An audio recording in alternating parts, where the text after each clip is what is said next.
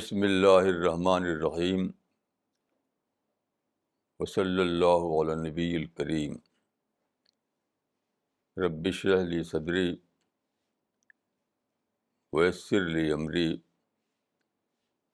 واحلل عقدۃ من لسانی یفقہوا قولی۔ آج ستمبر 2012 کی دوسری تاریخ ہے۔ آج کے لیے جو ٹاپک ہے وہ ہے دا سیکرٹ آف ڈیوائن وژڈم،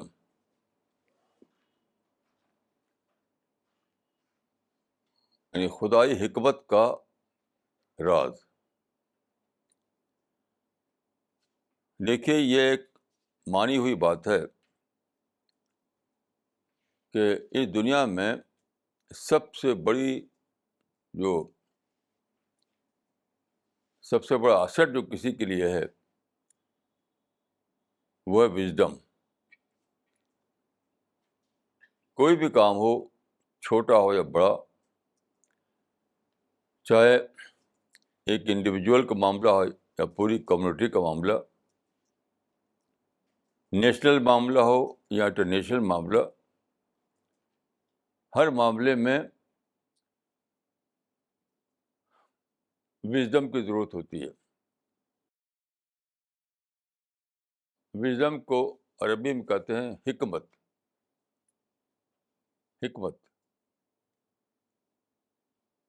تو وژڈم ہے تو سکسیس ہے، اور وژڈم نہیں تو سکسیس نہیں۔ تو سوال یہ ہے کہ وژڈم کیسے ملتی ہے کسی کو؟ اس پر اس وقت انشاءاللہ گفتگو ہوگی۔ اصل میں 2 حدیثیں میں نے پڑھی، ان 2 حدیثوں میں مجھے ڈیوائن وژڈم کا راز ملا۔ دیکھیے، ایک حدیث تو وہ ہے جو رمضان سے متعلق ہے۔ یہ حدیث تمام کتابوں میں آئی ہے۔ اس حدیث میں یہ بتایا گیا ہے کہ رمضان کے مہینے میں رسول اللہ صلی اللہ علیہ وسلم مسجد میں تھے اور آپ باہر آئے، مسجد کے باہر، اور پھر واپس لوٹ گئے۔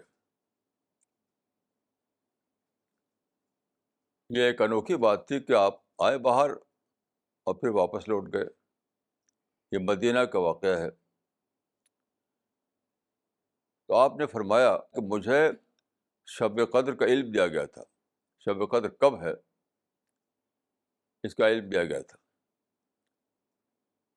تو میں نے چاہا کہ تم لوگوں کو بتا دوں۔ تو پھر کیا ہوا کہ مدینے میں 2 مسلمان آپس میں لڑ گئے اسی وقت۔ لڑنے کے معنی یہ نہیں کہ تلوار چلائی، تکرار، آپس میں بحث مباحثہ، غصہ غصہ، تو وہ علم اٹھا لیا گیا۔ حدیث کے الفاظ یہ ہیں کہ خرجت لأخبرکم بلیلۃ القدر فاطلعها رجلان من المسلمین فرفعت۔ میں نکلا کہ تم لوگوں کو شب قدر کا علم دے دوں، مگر عین اسی وقت مدینے کے 2 مسلمان آپس میں لڑ گئے، تو وہ علم اٹھا لیا گیا۔ یہ حدیث بہت عجیب و غریب حدیث ہے، اگرچہ شرحوں میں کوئی اس میں بات ملتی نہیں گہری، کیونکہ دیکھیے، چاہے قرآن کی تفسیر ہو یا حدیثوں کی شرح ہو، ایک طریقہ چلا رہا وہ یہ کہ لفظوں سے جو نکل رہا ہے بس اسی حد تک لوگ سمجھتے ہیں اس کا مطلب۔ حالانکہ قرآن اور حدیث دونوں کے بارے میں یہ آیا ہے کہ لکل آیت منہا ظاہر و بطن، یعنی ایک مطلب اس کا ایک لٹرل میننگ اس کی ہوتی ہے، لیکن اسی کے ساتھ اس کی ایک جنرل میننگ بھی ہوتی ہے، ایک پرٹیکولر میننگ ہوتی ہے، اسی کے ساتھ اس کا ایک جنرل اپلیکیشن بھی ہوتا ہے۔ تو دیکھیے یہ حدیث میں بظاہر شب قدر کی بات کہی گئی ہے، لیکن اس کے اندر ایک یونیورسل پرنسپل بتایا گیا ہے۔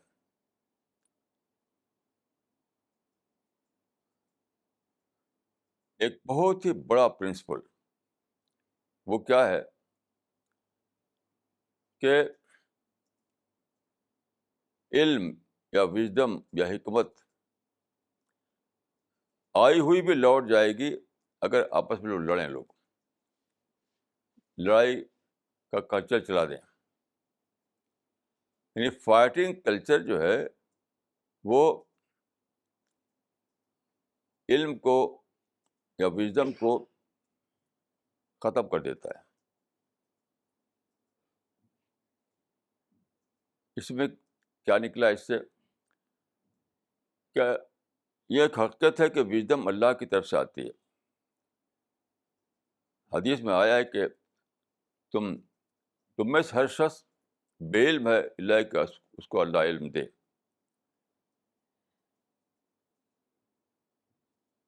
تو وژڈم یا علم یا معرفت یہ آتی ہے اللہ کی طرف سے، ہر چیز اللہ کی طرف سے آتی ہے۔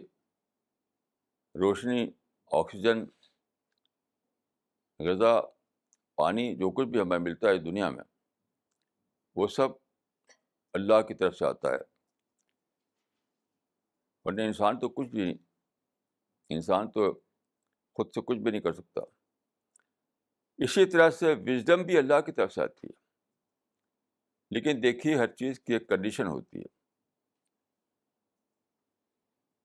مثلا اللہ تعالیٰ 9 کروڑ 30 لاکھ میل دور سے سورج کی روشنی ہمیں بھیج رہا ہے۔ ہمارے اور سورج کے بیچ میں جو فاصلہ ہے وہ 9 کروڑ 30 لاکھ میل دور کا ہے، تو وہاں سے ہمیں روشنی بھیجی جا رہی ہے۔ لیکن اگر میں اپنی آنکھ بند کر لوں تو کیا ہوگا؟ روشنی آئے گی، پھر بھی میں اندھا بنا رہوں گا، اندھا، بلائنڈ۔ تو ایک کنڈیشن ہوتی ہے ہر چیز کی۔ اسی طرح سے وژڈم جو ہے اللہ کی طرف سے آتی ہے وہ، لیکن اس کی بھی ایک کنڈیشن ہے، ایک شرط ہے اس کی۔ وہ شرط اس حدیث سے بتائی گئی ہے کہ آپ پیسفل ہوں، آپ فائٹنگ کلچر اپنے اندر نہ چلائیں، آپ کے اندر نگیٹیوٹی نہ آئے، یا غصہ اور نفرت اور انتقام، اس قسم کی سائیکالوجی سے آپ پاک ہوں، تب وژڈم ملے گی، نہیں تو نہیں ملے گی۔ اب اسی میں آپ ایک اور حدیث کو ملا لیجیے۔ ایک حدیث ہے کہ اتقوا فراست المومن فإنه ينظر بنور اللہ، یعنی beware of the wisdom of a believer, he sees in the light of God. مومن کی فراست سے بچو، کیونکہ وہ اللہ کی روشنی سے دیکھتا ہے۔ تو یہاں جو چیز لفظ مومن بتائی گئی ہے، وہاں وہی چیز کے لیے دوسرے لفظ آئے ہیں۔ یعنی مومن کون ہے؟ مومن وہ نہیں ہے جو بس زبان سے کہتے لا الہ الا اللہ بس ہو گیا، نہیں نہیں، دونوں حدیثوں کو ملا کر غور کیجیے۔ مومن وہ ہے جو اللہ میں جینے والا ہو، جو پازیٹیو تھنکنگ جس کے اندر ہو، جو نفرت و غصے سے پاک ہو، لڑائی جھگڑا نہ کرے، جس کے درمیان فائٹنگ کلچر نہ ہو، جو وائلنس کے بجائے پیس میں جیتا ہو۔ یہ سب جس کے اندر ہو وہی مومن ہے، وہی بلیور ہے. تو اس کے اندر وزڈم گرو کرے گی، گرو کرے گی. اس کے اندر وزڈم یعنی ڈیوائن لائٹ کے لیے وہ ریسیپینٹ بن جائے گا. یہ حدیث جو ہے ہم کو سیکرٹ آف وزڈم بتاتی ہے، اور یہ بہت ہی آپ سوچیں تو اس کو سمجھ سکتے ہیں آپ. دیکھیے ہوتا کیا ہے، جب تک آپ نارمل ہوں تب تک آپ مائنڈ ٹھیک سے کام کرتا ہے. اگر پازیٹیو ہوں، آپ نارمل ہوں،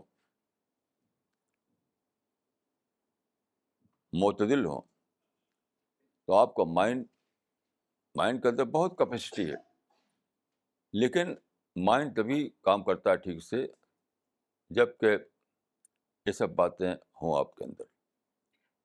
جیسے ہی آپ کے اندر غصہ آیا، نفرت آئی، انتقام آیا، وائلنس آیا، فائٹنگ کلچر میں پڑ گئے آپ، جیسے ہی یہ باتیں آئیں تو کیا ہوتا ہے، مائنڈ کا پروسیس اسٹاپ ہو جاتا ہے. یعنی بہت قیمتی مائنڈ آپ کو ملا ہوا ہے، لیکن وہ ورک نہیں کرے گا. پھر وہ جیسے میں آنکھ بند کر لوں تو روشنی مجھے نہیں ملے گی. یہ معاملہ ہوتا ہے. تو کتنی بڑی وزڈم یہ ہے. اب میں آپ کو انڈیویجول اور گروپ دونوں کے اعتبار سے اگزامپل دیتا ہوں. ایک بڑے شہر میں جس کو میٹروپولیٹن سٹی کہا جاتا ہے، وہاں ایک صاحب ہیں. تو وہاں ایک وہاں ایک آرگنائزیشن ہے جو کئی اسکول چلاتی ہے. تو ایک اسکول میں وہ پرنسپل تھے. کیا انہوں نے کہ وہ مینجمنٹ سے انہوں نے جھگڑا کر لیا. جھگڑا اتنا بڑا کہ یہ چلے گئے کورٹ میں چلے گئے. یعنی لڑائی جھگڑا کیا، پھر کورٹ تک معاملہ پہنچا دیا. تو ان لوگوں نے ان کو نکال دیا، پرنسپل پولیس سے ہٹا دیا. اب دونوں میں معاملہ یعنی عدالت میں چلنے لگا. اسی درمیان میری ملاقات ان سے ہوئی. میں نے بہت سخت ہیمرنگ ان کی، بہت زیادہ ہیمرنگ کی.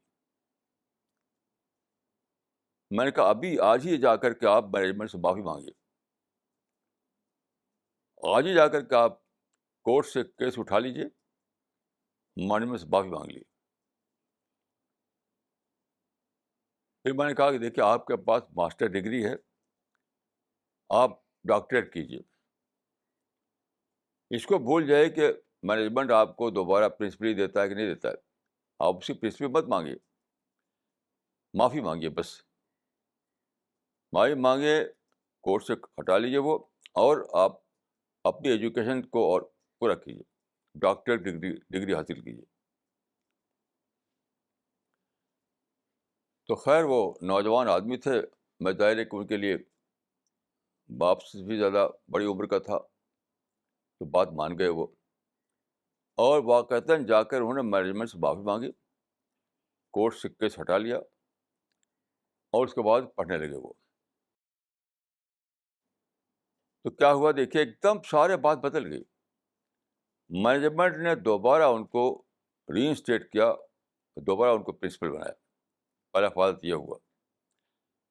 لیکن میں نے کہا آپ پڑھائی چھوڑیے مت، پڑھتے رہے یہاں تک کہ ان کو ڈاکٹریٹ کی ڈگری مل گئی. اب اس وقت جو ہے وہ پورا جو گروپ ان کا ہے اس کے ڈائریکٹر ہیں. وہ ڈائریکٹر ہیں پورے گروپ ان کا ہے، کئی انسٹیٹیوشن چلاتے ہیں وہ. تو جو لڑائی جھگڑا کیا انہوں نے تو ان کی عقل خپت ہو گئی. اب کیا ہے، مقدمہ بازی کرنا ہے. ان کے خلاف یعنی بدنام کرنا ہے ان کو، ہر وقت ان کے پروپیگنڈا کر رہا ہے ان کے خلاف. ان کے مائنڈ میں اب یہی باتیں تھی بس، اور کچھ نہیں تھا. ان کا مائنڈ جو تھا وہ اسٹاپ ہو گیا. اب شیطان کام اس کی جگہ پر آ گیا، اور شیطان نے کیا سکھایا کہ ان کے خلاف پروپیگنڈا کرو، ان کو برا بھلا کہو، ان کی جڑ اکھاڑو، ان کے خلاف مقدمہ کرو، یہ سب. لیکن جیسے ہی انہوں نے اپنے مائنڈ کو پازیٹیو بنایا تو باتیں سمجھ میں آنے لگی ان کے کہ جھگڑے سے کوئی فائدہ نہیں ہے. اب مائنڈ کی ونڈو کھل گئی، مائنڈ کا دروازہ کھل گیا. تو پہلے دوبارہ بطور پرنسپل کے ری انسٹیٹ کیے گئے وہ، پھر ان کو ڈگری حاصل کی انہوں نے. اب وہ ڈائریکٹر بنے ہوئے، پہلے کے مقابلے میں کئی گنا زیادہ ان کو سیلری ملتی ہے، عزت بھی ملی ہوئی ہے. اس سے آپ سمجھ سکتے ہیں ایک سچا واقعہ ہے بالکل.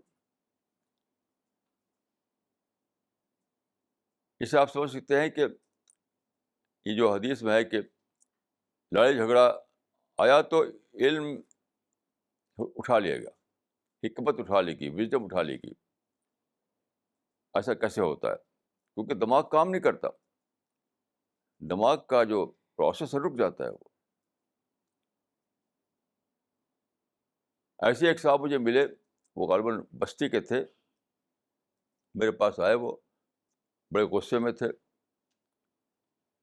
انہوں نے ایک آدمی کے ساتھ ایک بزنس کیا تھا چھوٹا سا، تو اس آدمی کو موقع ملا، اس نے ان کا پیسہ مار لیا، اور بزنس میں جو پیسہ لگا ہوا تھا وہ مار لیا، اور ان کو بالکل پینی لیس بنا دیا. اس کی لمبی تفصیل ہے، میں تفصیل نہیں جا رہا ہوں. اب انہوں نے طے کیا کہ میں اس کو قتل کروں گا. اتنا غصہ تھا ان کو کہ کہ پہلے تو ان کا دوست تھا، لیکن اب وہ دشمن ہو گیا ان کا. وہی زمانے مجھ سے ملاقات ہوئی، تو غصے میں انہوں نے کہا کہ مجھے تو اسے انتقام لینا ہے. تو میں نے ان سے کہا صرف ایک بات، میں نے کہا کہ دیکھیے اس دنیا کا قانون یہ ہے کہ انتقام کا بھی انتقام لیا جاتا ہے. انتقام کا بھی انتقام لیا جاتا ہے. تو آپ کیا کریں گے؟ آپ اس کو ماریں گے، ان کے بیٹے پھر آپ کو ماریں گے. تو میں نے کہا کہ انتقام لینے سے پہلے سوچ لیجیے کہ انتقام کا بھی انتقام لیا جائے گا. تو میں نے اچھی طرح ان کو سمجھائی یہ بات، تو ان کے مائنڈ میں بیٹھ گئی. تو پھر ٹھنڈے ہوئے. ان کا اب میں کیا کروں؟ میں نے کہا آپ بتائیے کہ اس نے جو آپ کو نقصان پہنچایا ہے، اس کے بعد اب آپ کے پاس کیا ہے؟ آپ کیا پونجی آپ کے پاس ہے؟ انہوں نے کہا کہ میرے پاس اب کل 20,000 روپے ہیں.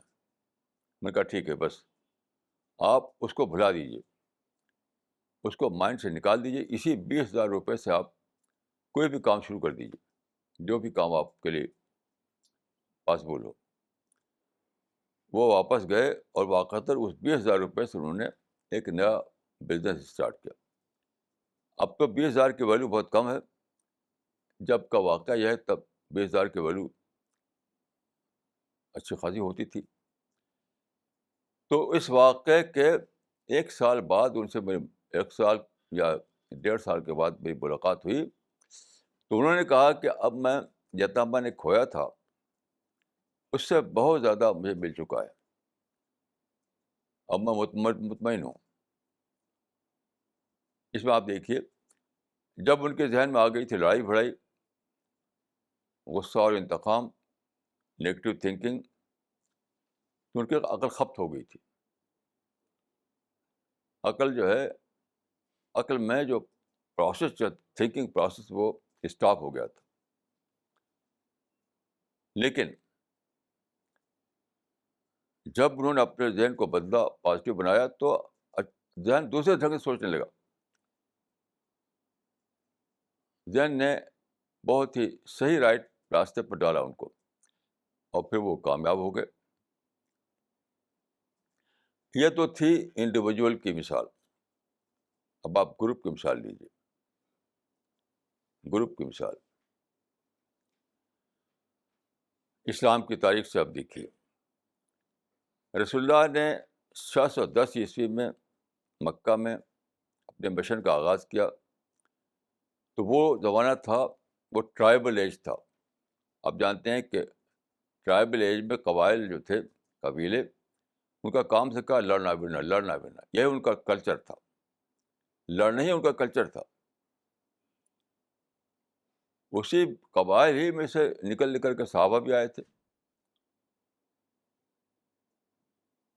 تو رسول اللہ صلی اللہ علیہ وسلم نے ایک کوشش کی کہ کسی طریقے سے ان سے ایک ایک وہ ہو جائے، پیس ٹریٹی ہو جائے، کہ ہم لڑائی بھڑائی نہیں کریں گے، ہم دونوں فریق امن کے ساتھ رہیں گے۔ بہت مشکل سے تقریباً 20 سال لگ گئے اس کو، کیونکہ وہ زمانہ تھا، ٹرائبل ایج تھا، لڑنا بھڑنا یہی کام تھا ان کا۔ 50 سال 100 سال تک لڑتے رہتے تھے ایک ایک قصے پر۔ مکے میں بھی لڑائی تھی، مدینے میں لڑائی تھی، سارے عرب میں لڑائی تھی۔ وہ دور تھا لڑائی کا۔ بہت دنوں کے بعد یہ موقع ملا کہ آپ صلح حدیبیہ کریں۔ آپ صلح حدیبیہ کا پیس ٹریٹی تھا وہ۔ ایک طرف رسول اللہ تھے، دوسری طرف قریش کے قبائل تھے، تو وہ راضی نہیں ہوتے تھے پیس پر کسی قیمت پر۔ رسول اللہ کو کیا کرنا پڑا، ان کی ساری کنڈیشن کو یونیلیٹرلی ماننا پڑا۔ اس کی آخری حد یہ تھی، آخری حد، کہ پیپر پر معاہدہ لکھا گیا، اس کی کنڈیشن لکھی گئی، جو وہ کہتے گئے، یعنی اس معاہدے کو ڈکٹیٹ کیا تھا فریق ثانی نے، رسول اللہ نے ڈکٹیٹ کیا۔ ان کے ڈکٹیشن کے مطابق معاہدہ تیار ہوا۔ تو اس میں یہ لفظ لکھا گیا تھا کہ محمد رسول اللہ، یعنی ایک فریق اس کے ہیں محمد رسول اللہ۔ ان کا کہ یہ کیسے ہو سکتا ہے، ہم آپ کے رسول مانتے ہی نہیں، اس کو مٹائیے، اور بجائے محمد رسول اللہ کے لکھیے محمد بن عبداللہ۔ آج کوئی مسلمان اس لیے تیار ہو سکتا ہے؟ رسول اللہ نے کہا مٹا دو، اور رسول اللہ نے اصرار کر کے لفظ رسول اللہ کو مٹا دیا، اور وہاں پر لکھوایا محمد بن عبداللہ۔ اس طرح سے وہ پیس ٹریٹی طے ہوا۔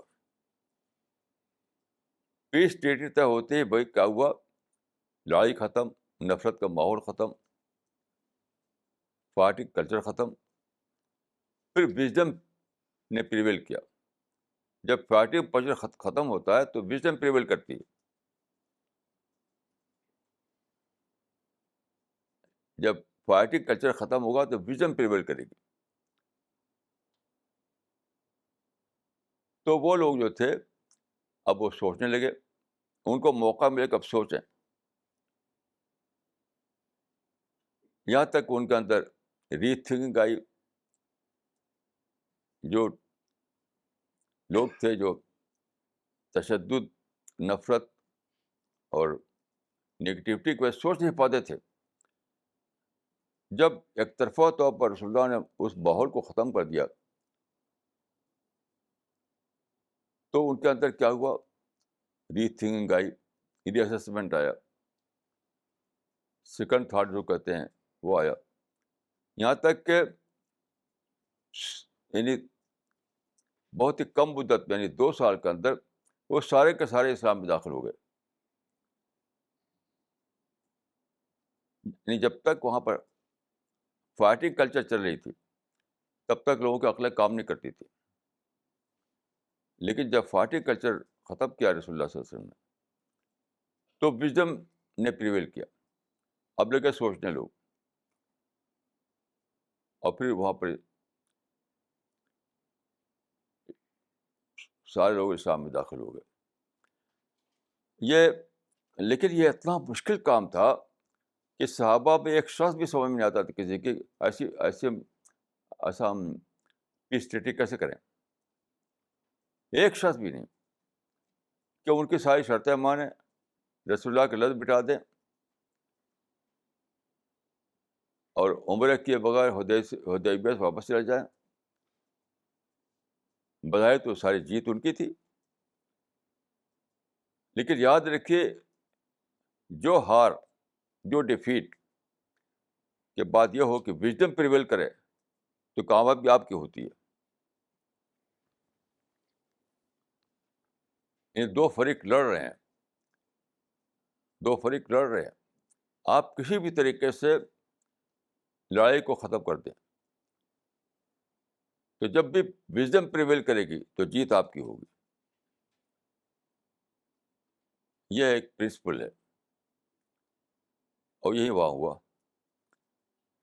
تو جس وقت حدیبیہ کی یعنی جو معاہدہ ہوا تھا, کوئی بھی شخص, اللہ کے وہ انسان جس کو ہم کہتے ہیں حضرت عمر رضی اللہ تعالیٰ عنہ, اسلامی تاریخ کا اتنا بڑا نام, حضرت عمر رضی اللہ تعالیٰ عنہ کہتے ہیں,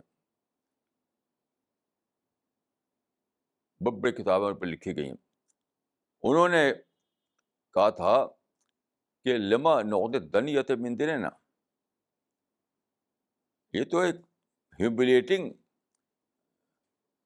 معاہدہ ہے, ہم کیوں اس کو مانے, ایسے ہیوملیٹنگ معاہدے کو کیوں مانے, ایسے ہیوملیٹنگ ٹریٹی کو کیوں مانے ہم.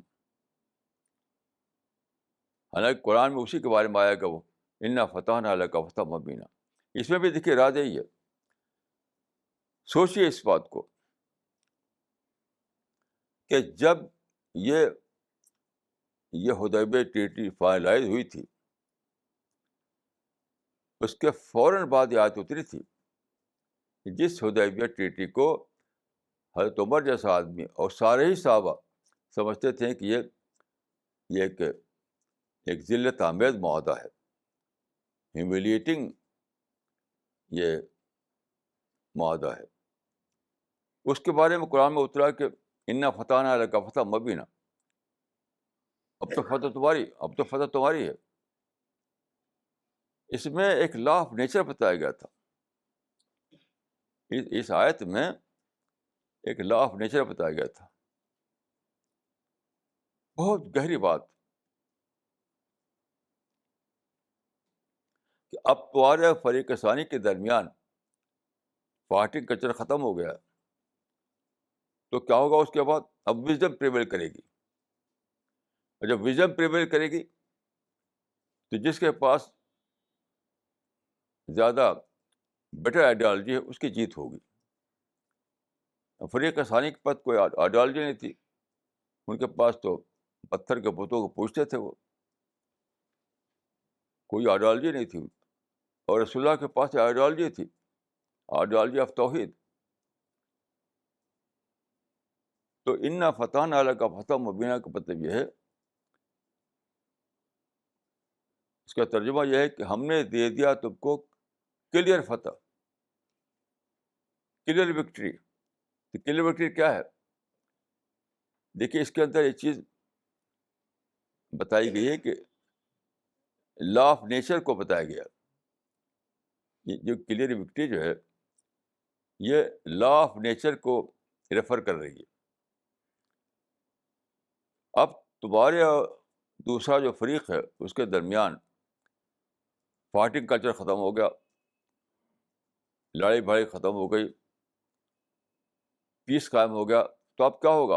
اب وژڈم پریویل کرے گی. وژڈم جب پریویل کرے گی تو لوگ سوچیں گے کیوں لڑ رہے تھے, ہم کس بات کے لیے لڑ رہے تھے. بت پرستی اچھی ہے کہ خدا پرستی اچھی ہے؟ یعنی آئیڈل ورشپ اچھی ہے, آئیڈل ورشپ اچھی ہے کہ یعنی توحید اچھی ہے؟ یہ انسانی فطرت ہے. یعنی اس سے پہلے انسانی فطرت نگیٹو رسپانس دے رہی تھی, اب وہ انسانی فطرت پازیٹیو رسپانس دے گی.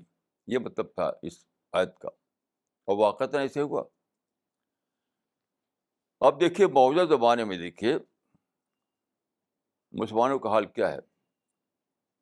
یعنی اسی دور میں جی رہے ہیں جس دور میں قبائل جیتے تھے کہ لڑائی بڑائی کو سمجھتے تھے کہ بڑا کام ہے کوئی. انہیں لڑنے بڑھنے کو کام سمجھتے تھے. آج کا آپ دیکھیے روزانہ میڈیا میں اخباروں میں روزانہ آتا ہے مسلمانوں کے بارے میں. سارے مسلمان گن کلچر بم کلچر چلا رہے ہیں. یا تو پریکٹیکل چلا رہے ہیں یا اسے سوچتے ہیں. وہ سارے مسلمان انوالو ہیں اس فائٹنگ کلچر میں. اس میں کوئی ایگزیجریشن نہیں ہے. جس سے بات کیجیے, اب آپ یہاں سے نکلیے اور باہر روڈ پر کوئی مسلمان ملے اس سے بات کیجیے. ابھی آپ تجربہ کر کے دیکھ لیجیے. فون کہے گا دیکھو بڑے ظالم ہے امریکہ والے, بڑے ظالم ہے اسرائیل والے, دیکھو یہ کیا, دیکھو وہ کیا. یعنی ہر آدمی کے پاس نگیٹو اسٹوری ہے. ہر آدمی کے مائنڈ میں وائلنس بھرا ہوا ہے. تو کسی کا ہاتھ گن کے ٹریگر پر ہے, کسی کا ہاتھ ٹریگر پر نہیں ہے. کوئی سوسائڈ بامبنگ کرتا ہے, کوئی سوسائڈ بامبرس کی ایڈوکیسی کرتا ہے. جتنے لوگ ہیں کوئی بھی سوسائڈ بامبرس کو کنڈم نہیں کرتا. جتنے لوگ ہیں جو مسلمان جگہ جگہ بم مار رہے ہیں, گن چلا رہے ہیں, کوئی بھی میرے علم میں ایک بھی شخص نہیں ہے جو اوپنلی اس کو کنڈم کرے. اوپنلی اگر کوئی آپ کے نزدیک ہو تو اس کا نام بتائیے. عرب سے عجم تک, ایسٹ سے ویسٹ تک, سب کسی نہ کسی طریقے سے ان کی جسٹیفائی کرتے ہیں اور برا بھلا کہتے ہیں کہ اس کو, اسرائیل کو, امریکہ کو, RSS کو, BJP کو, ان کو آج کل نکلا ہوا ہے یہ برما والے اور بوڈو لینڈ, یہ سب کسی نہ کسی دوسرے کو الزام دے کر اسی کو برا بھلا کر رہے ہیں. اور مسلمان جو کر رہے ہیں وائلنس, کوئی ایک شخص بھی میرے علم میں نہیں ہے ہمارے اس مشن کے باہر جو ان کو اوپنلی کنڈم کرتا ہو. اس سے کیا ہوا ہے, سارے مسلمانوں کی عقلیں خپت ہو گئی ہیں. عقلیں خپت ہو گئی ہیں. اس کا ثبوت کیا ہے؟ آپ کے پاس ایک ایسی کتاب ہے قرآن جو گن و بم سے بھی زیادہ پاورفل ہے. آپ اس سے بے خبر ہو گئے ہیں. ابھی میرے پاس ٹیلی فون آیا بمبئی سے, محبوب بھائی کا. محبوب بھائی ماشاء اللہ وہاں پر ٹاپ کے جو لوگ ہیں بامبے میں ان کو قرآن پہنچا رہے ہیں. وہ رات دن اسی کی پلاننگ میں رہتے ہیں. تو مسلمان تو کہتے کرے بھائی تم ہندو کو دو گے تو وہ تو بے حرمتی کرے گا, اس طرح کی بولی بولتے ہیں. ابھی بتایا انہوں نے کہ وہ ابھی ایک ٹاپ کا ڈاکٹر ہے جو کارڈیولوجسٹ ہے, بہت ہی ٹاپ کا ہندو ڈاکٹر, ڈاکٹر اگروال, اس سے انہوں نے اپائنٹمنٹ لیا. اپائنٹمنٹ میں انہوں نے کہا کہ مجھے کوئی یعنی میں کوئی پیشنٹ نہیں ہوں, مجھے ایک پرسنل کام کے لیے ملنا ہے آپ سے. اس نے فوراً اپائنٹمنٹ دے دیا. جب یہ پہنچے وہاں تو اور پیشنٹ وہاں بیٹھے ہوئے تھے, انتظار کر رہے تھے. سب سے پہلے انہیں کو بلایا اس نے. یہ اندر گئے جہاں وہ بیٹھا ہوا تھا ڈاکٹر. تو انہوں نے اپنے بیگ سے قرآن کا, ہمارے یہاں جو قرآن چھپا ہے انگلش میں, اس کی ایک کاپی نکالی اور اس کو پیش کیا. تو انہوں نے مجھے ٹیلی فون بتایا کہ قرآن دیکھتے ہی وہ کھڑا ہو گیا, کرسی پہ کھڑا ہو گیا. کہا قرآن, آپ کو میں دھنیہ واد کرتا ہوں کہ آپ نے مجھے قرآن دیا, اور آج تک مجھے کسی نے قرآن نہیں دیا تھا. اور جھک کر لیا, جھک کر.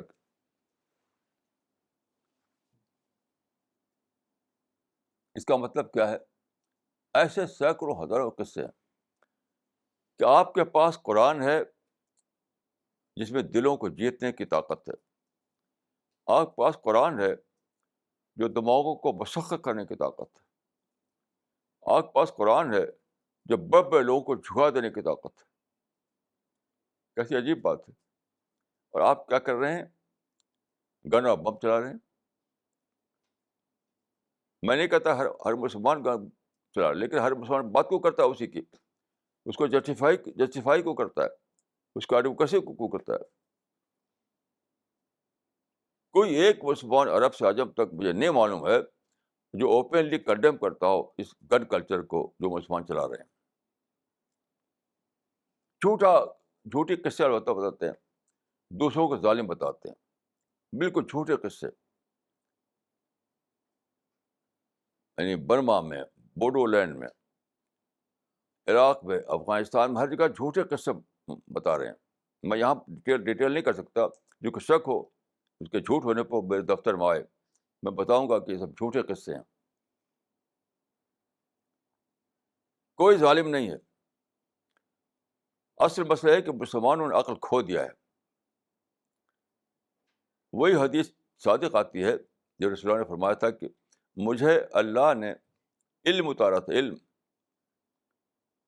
ایک بہت بڑا علم. میں جب باہر آیا وہ علم تم کو بتاؤں تو دو مسلمان آپس میں لڑنے لگے تو وہ علم اٹھا لیا گیا. تو مسلمانوں کے گن کلچر نے عقل اٹھا لی ہے، ان سے عقل سے محروم کر دیا ہے. ٹھنڈے طریقے سے سوچ نہیں پاتے وہ. ورنہ اگر وہ سوچ پائیں، ان کی عقل کام کرے ان کی، تو کہیں کہ سارے گن کو پھینکو دریا میں، سارے گن کو پھینکو سمندر میں، اور چلو قرآن ہم دنیا کو پیش کرتے ہیں. سب نکل پڑے قرآن کو لے کر کے. صحابہ نے قرآن کو پھیلایا تھا جبکہ پرنٹنگ پریس کا زمانہ نہیں آیا تھا. ان کو میمورائز کرنا پڑتا تھا اور منہ سے بولنا پڑتا تھا اور خود جانا پڑتا تھا تب، کیونکہ آپ کو جب منہ سے سنانا ہے کسی کو تو آپ کو جانا پڑے گا. ابھی میں سوچ رہا تھا کہ میں بول رہا ہوں اور میری آواز امریکہ میں سن رہے ہیں لوگ. کیسی عجیب زمانہ ہے، کیسا عجیب زمانہ ہے. صحابہ کو کام کرنا پڑا تھا کہ سنانے والے اور سننے والے دونوں پاس پاس موجود ہوں، تب بات پہنچے گی. اس کو غور کیجیے کہ سنانے والا اور سننے والا دونوں پاس پاس موجود ہوں. آج کیا ہے، اس کی ضرورت نہیں ہے. اور پہلے صرف منہ سے بول سکتے تھے آپ، اب کی تو چھپی ہوئی ہے. قرآن کے چھپے ہوئے نسخے آپ ساری دنیا میں پھیلائی. ماڈرن ٹیکنیک کو استعمال کر کے آپ کی آواز ساری دنیا میں پہنچائیے. اور پھر قرآن کے ذریعے لوگوں کو، یعنی قرآن تو لوگوں کی فطرت کی آواز ہے، فطرت کی آواز.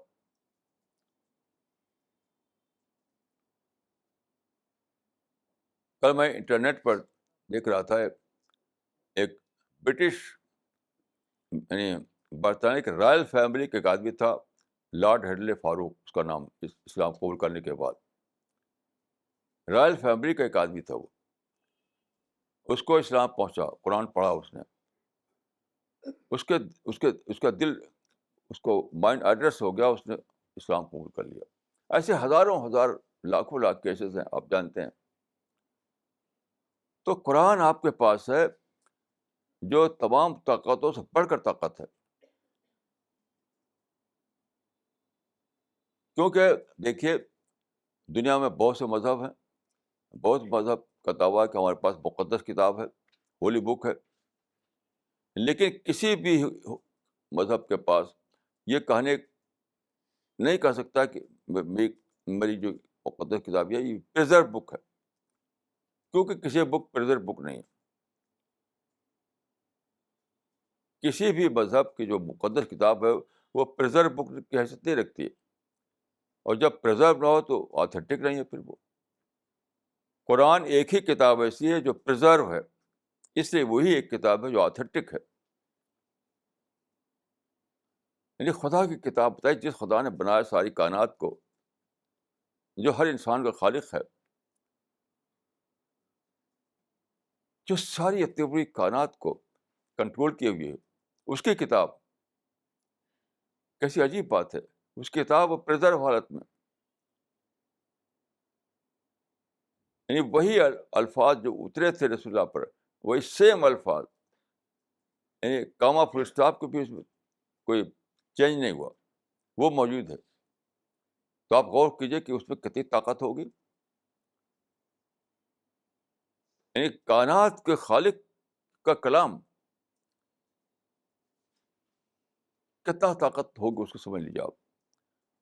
وہ بلا شبہ قرآن میں یہ طاقت ہے کہ وہ دلوں کو مسخر کرے، وہ دماغوں کو مسخر کرے، لوگوں کو جھکا دے اپنی آئیڈیالوجی کے زور سے. لیکن آپ مسلمان جو لڑائی کلچر چلا رہے ہیں تو ان کی عقلیں چھن گئی ہیں. اس حدیث سے ہی ثابت ہوتا ہے جو میں نے سنایا آپ کو حدیث کے، خرج تو لوخبرکم خرج تو لوخبرکم بلیلۃ القدر فتلاها رجلان من المسلمین فرفعت. کہ رسول اللہ پر اللہ نے ایک علم اتارا، آپ نے چاہا کہ مسلمانوں کو وہ علم دے دیں،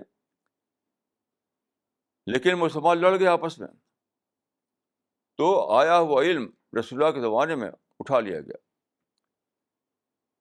اس زمانے میں جو مسلمان لڑ رہے ہیں آپس میں جگہ جگہ، یہ بلا شبہ یہ جہاد نہیں ہے، بے شبہ یہ اسلام نہیں ہے. اسی لڑائی نے یہ کر رکھا ہے کہ مسلمان عقل چھن گئی ہے، کیونکہ سمجھ میں آتا ہے کہ اتنی بڑی طاقت قرآن ہے، رسول اللہ کی سیرت ہے، اللہ کا سچا دین ہے، اتنی بڑی طاقت، اس کو استعمال کرو. دعوی ایکٹیوزم چلاؤ، یعنی بجائے گن ایکٹیوزم اور بامب ایکٹیوزم کے دعوی ایکٹیوزم چلاؤ اور لوگوں کے دلوں کو مسخر کرو. عقلیں چھن گئی ہیں. تو وہ جو ہے کہ اتقوا فراست المومن فإنه ينظر بنور اللہ، تو وہ مومن دنیا میں نہیں. یہ سارا جو بھیڑ ہے 1 بلین انسانوں کی، آپ نہ سمجھے کہ یہ وہ مومن ہے. یہ لوگ وہ مومن وہ ہے جو اللہ کو ڈسکور کرتا ہے، جو اللہ کے دین کو ڈسکور کرتا ہے، جو قرآن کو ڈسکور کرتا ہے، جو یہ سچائی جو اللہ کی طرف سے آئی ہے اس کو ڈسکور کرتا ہے. اس ڈسکوری پہ کھڑا ہوتا ہے وہ، تو اس کے اندر ایک نئی شخصیت ایمرج کرتی ہے. اس کے اندر سے نگیٹیوٹی ختم ہو جاتی ہے، غصہ ختم ہو جاتا ہے، انتقام ختم ہو جاتا ہے، وائلنس ختم ہو جاتا ہے، انٹالرنس ختم ہو جاتا ہے، اور پھر وہ انسان کا خیرخواہ بن جاتا ہے. حقائق اس کو دکھائی دینے لگتے ہیں، سارے وژڈم کے دروازے کھل جاتے ہیں اس کے لیے. وہ مومن، ایسے مومن کا کوئی وجود نہیں. یہ بھیڑ ہے 1 بلین انسانوں کی، کیونکہ لڑ رہے ہیں یا لڑائی کی باتیں کر رہے ہیں. سارے مسلمان 2 کیٹیگری بٹے ہوئے ہیں، یا تو لڑ رہے ہیں یا لڑائی کی باتیں کر رہے ہیں. اس کی وجہ سے عقل چھن گئی ہے، ان سے وژڈم چھن گئی ہے. اور بجائے اس کے کہ وہ خدا کی طرف سے آئی ہوئی اتنی بڑی چیز کو استعمال کریں، جھوٹے گن اور جھوٹے بام میں پھنسے ہوئے ہیں.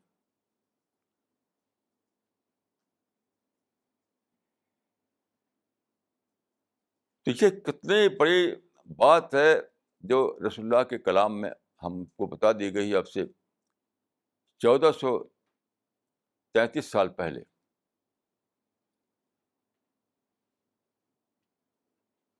کیسی عجیب بات ہے. اور آج بھی لوگ بے خبر ہیں.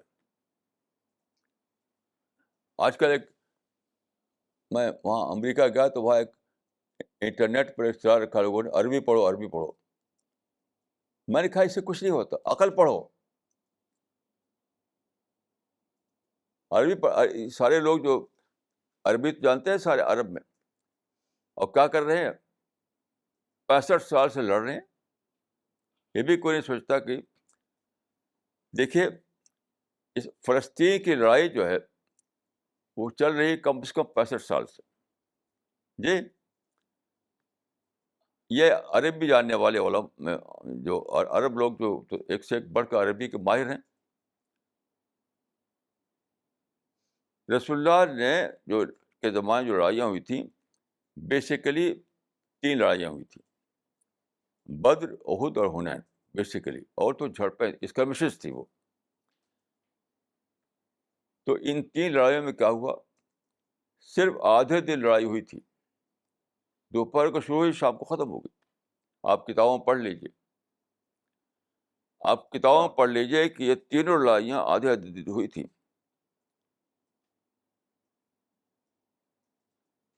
تو یہ عرب لوگ کیوں نہیں سوچتے اس کو کہ کیسی لڑائی ہے، کیسا جہاد ہے جو 65 سال چلا جا رہا ہے. رسول اللہ نے جس چیز جہاد کہا تھا وہ جہاد تو آدھے دن کا تھا. وہ جس چیز کے رسول اللہ نے جہاد کہا تھا اور جس جہاد میں رسول اللہ نے بشارت دی تھی وہ تو آدھے دن کا تھا. یہ تو ہمارا جہاد نہیں ہے، یہ تو جھوٹی لڑائی ہے. یہ جہاد ہوتا تو وہ بھی آدھے دن میں فیصلہ ہو جاتا. یعنی کتنا زیادہ سوچنے کی بات ہے.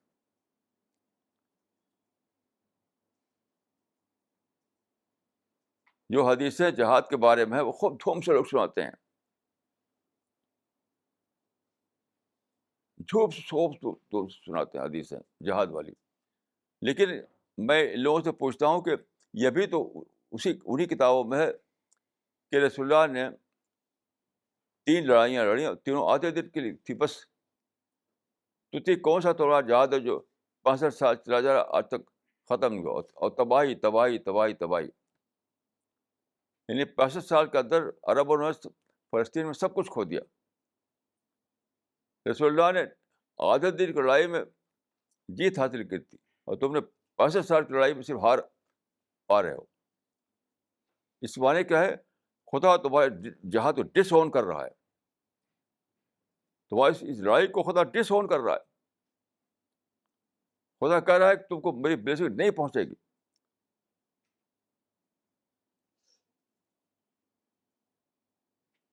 قرآن میں ہے، دیکھیے، انتم الاعلون ان کنتم مؤمنین، تم ہی جیتو گے اگر تم مومن ہو. تو اگر یہ لوگ مومن ہیں تو جیت کو نہیں مل رہی ان کو. یہ کون سے مومن ہے جن کو جیت سے محروم ہے؟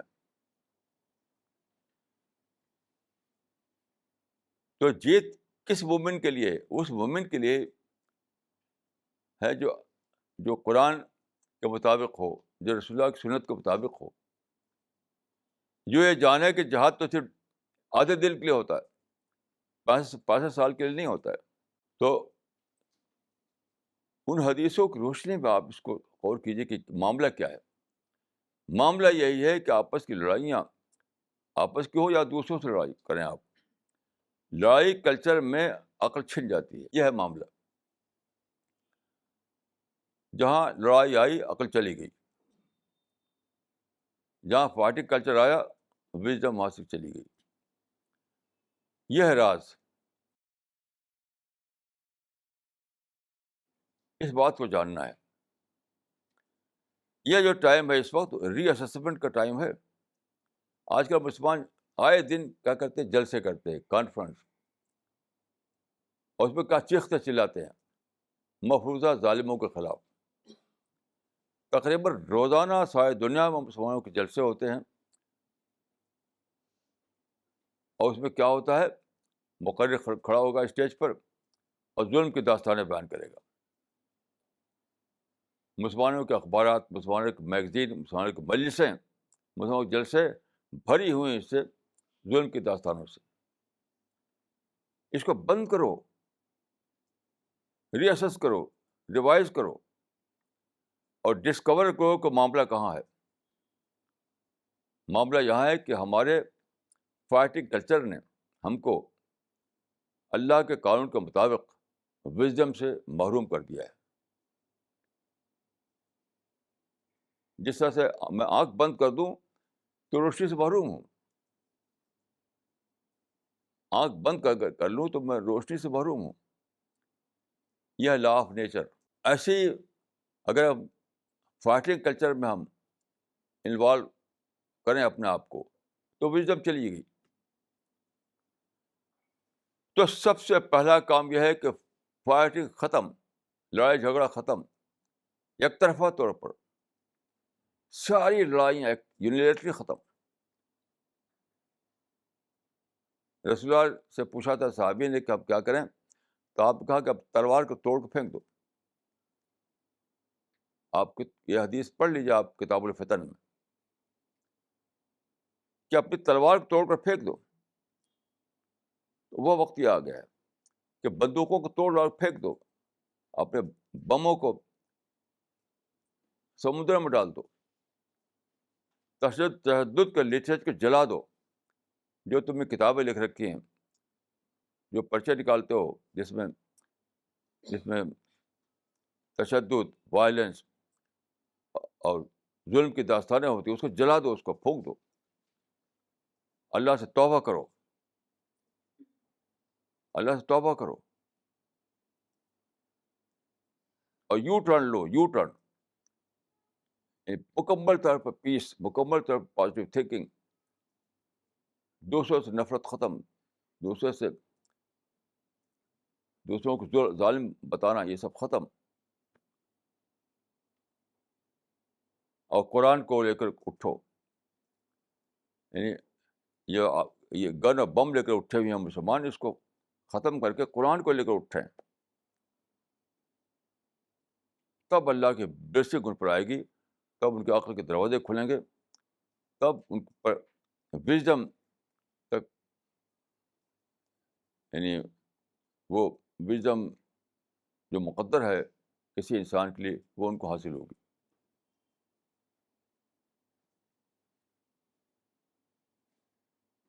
دیکھیے یہ معاملہ کسی عقیدے کا نہیں ہے، یہ لا آف نیچر کا معاملہ ہے. یعنی فائٹنگ کلچر کے ختم کرنے سے وزڈم آئے گی. یہ عقیدے کا معاملہ نہیں ہے، یہ عقل کا معاملہ ہے. جس طرح سے آنکھ بند کروں میں تو روشنی سے محروم ہی ہے. تو یہ عقیدے کا معاملہ نہیں ہے، وزڈم کا معاملہ ہے. اگر میں کھانا پینا چھوڑ دوں تو مر جاؤں گا. یہ عقیدے کا معاملہ نہیں ہے، وزڈم کا معاملہ ہے. اس طریقے سے اگر فائٹنگ کلچر جاری ہے تو سمجھ لیے کہ پھر وزڈم بھی نہیں آئے گی، پھر وزڈم سے محرومی ہے. یعنی عقل سے، بصیرت سے، حکمت سے محرومی ہے.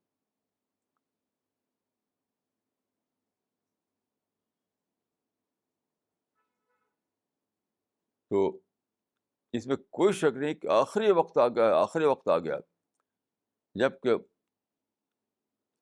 ہمارے اندر توبہ پیدا ہو، ریپینٹنس پیدا ہو، ری اسسمنٹ پیدا ہو،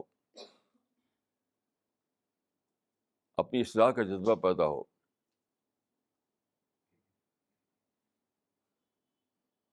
اور یہ حوصلہ پیدا ہو کہ ہم کہہ سکیں کہ وی ویر رانگ، ہم غلطی پر تھے. یہ کہہ سکیں. دیکھیے جب تک یہ نہ مانے کہ ہم غلطی پر تھے تب تک کچھ ہونے والا نہیں ہے. چاہے کوئی انڈیویجول ہو، چاہے گروپ ہو، چاہے کمیونٹی ہو، چاہے کوئی نیشن ہو. اگر آپ ایک غلط فیصلہ لیا تھا، آپ نے اس غلط فیصلے کی آپ کو پرائز دینی پڑ رہی ہے، تو نئی بگننگ جو ہے، نئی بگننگ پیش اپ کرنے سے نہیں ہوتی. نئی بگننگ ہے، آپ کو اوپنلی کہنا پڑتا ہے کہ آئی واز رانگ. بغیر اس اعلان کے بغیر کوئی نئی بگننگ نہیں. کچھ لوگ سمجھتے ہیں کہ پیچ اپ کر لیں کہ بھی ٹھیک، وہ بھی ٹھیک. یاد رکھیے اس طرح سے کبھی نئی بگننگ نہیں ہوگی. جب نئی بگننگ نہیں تو اینڈ کہاں سے، نئی منزل کہاں سے. تو یہ باتیں بہت زیادہ سوچنے کی ہے. صرف یہ کہنا کہ فلاں ظالم ہے، فلاں کانسپریسی کر رہا ہے ہمارے خلاف، یہ تو بہت کہہ چکے، یہ تو 100 برس سے کہہ رہے ہیں مسلمان. تو حدیث میں آتا ہے کہ المؤمن لا یبلغ من جوہر مرتين، مومن ایک بل سے 2 بار نہیں ڈر سکتا. تو آپ نے اخبار نکالے، جلسے کیے، کتابیں لکھی، شورغل بچایا، یہ ظالم ہے، ظالم ہے، ظالم ہے، یہ کانسپریسی کر رہے ہیں ہمارے خلاف. تو ایک بار آپ نے غلطی کیا تو ایک بار یہ غلطی معاف ہو سکتی ہے، اب اسی کو ریپیٹ کرنا کہاں سے معاف ہوگا؟ کہاں سے معاف ہوگا؟ یعنی ایک بار اگر آپ نے غلطی سے یہ اسٹینڈ لیا کہ یہ ظلم کا معاملہ ہے، سازش کا معاملہ ہے، تو ایک بار معاف ہو جائے گا. لیکن آپ تو اسی کو ریپیٹ کیے چلے جا رہے ہیں، اسی ایک بات کو لے کر جلسے ہو رہے ہیں، اسی ایک بات کو لے کر اخبار نکل رہے ہیں، اسی ایک بات کو لے کر میگزین نکل رہے ہیں، اسی ایک بات کو لے کر کتابیں چھپ رہی ہیں. جیسے کہ میں نے کہا تھا آپ کو کہ کتاب چھپی ہے ایک عرب شیخ کی، الافعی الثلاثہ، یعنی 3 اژدہے، 3 بڑے سانپ. یعنی سارے مسلم دنیا کو 3 اژدہے نگلے ہوئے ہیں. پھر کب تک اس کو ریپیٹ کریں گے، اس اس اس بات کو؟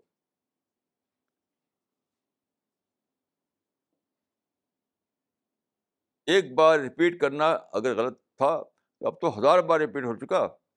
اب تو ہوش میں آنا چاہیے مسلمانوں کو.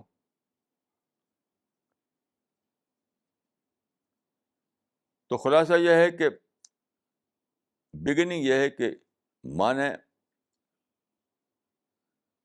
کہ ہم غلطی پر تھے، تشدد چھوڑیں، فائٹنگ کلچر چھوڑیں، یہ ظلم و سازش کی کہانیوں کو چھوڑیں اور پازیٹیو راستہ اختیار کریں، قرآن کو لے کر اٹھیں، اللہ کے سچے دین کی نمائندگی کریں اور دعو یعنی وائلنٹ ایکٹیویٹیز کے بجائے دعوی ایکٹیویٹی دنیا میں چلائیں. ابھی تک تشدد کا عمل چل رہا تھا، اب وقت آ گیا ہے کہ دعوی ایکٹیویٹی چلایا جا سکے دنیا میں. ایک ہی نشانہ، دوسرا کوئی نشانہ نہیں، کوئی دوسرا نشانہ نہیں. تشدد کا عمل بھی، تشدد کا قول بھی، تشدد کی سوچ بھی، سب کو حرام سمجھ کے چھوڑ دیں. یعنی تشدد کے بعد سوچنا، تشدد کے بعد بولنا، تشدد پہ عمل کرنا، تشدد کا مطلب ہے وائلنس، وہ ختم. اللہ تعالیٰ سے دعا ہے میری کہ مجھ کو اور آپ کو اللہ تعالیٰ عقل دے اور سارے لوگوں کو وژڈم ملے اور ایک نئی زندگی کا آغاز کریں لوگ، تاکہ ان کو اللہ کی بلیسنگ حاصل ہو. اقول قولی ھذا واستغفر اللہ لی ولکم اجمعین.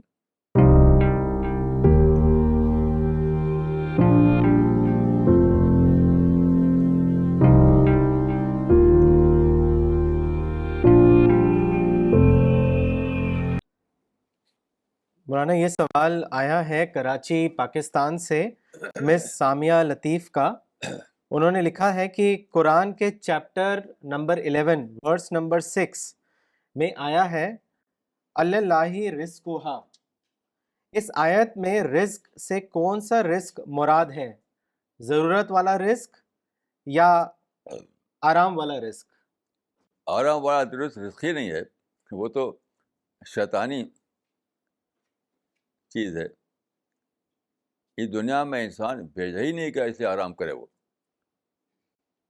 آرام کا مزاج تو شیطانی مزاج ہے. رزق کا مطلب یہ ہے یہاں پر کہ اللہ نے دنیا میں بھیجا ہے امتحان کے لیے، تو امتحان کا سامان بھی اللہ کی طرف سے دیا جاتا ہے اس کو.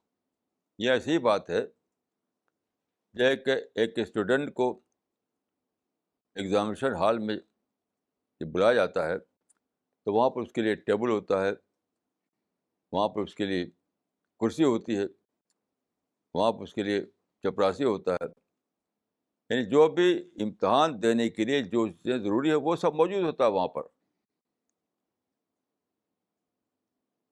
باقی آرام کرنے کے لیے وہاں کوئی صوفہ سیٹ نہیں رہے گا.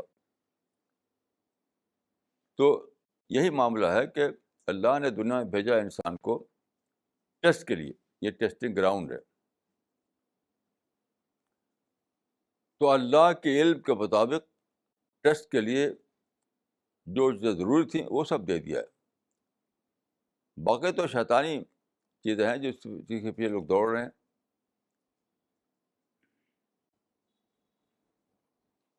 کل میں سن رہا تھا ریڈیو پر، تو انڈیا میں لوگوں کی جو پر کیپیٹا انکم ہے، پر کیپیٹا انکم وہ ہے $1,000 پر ایئر.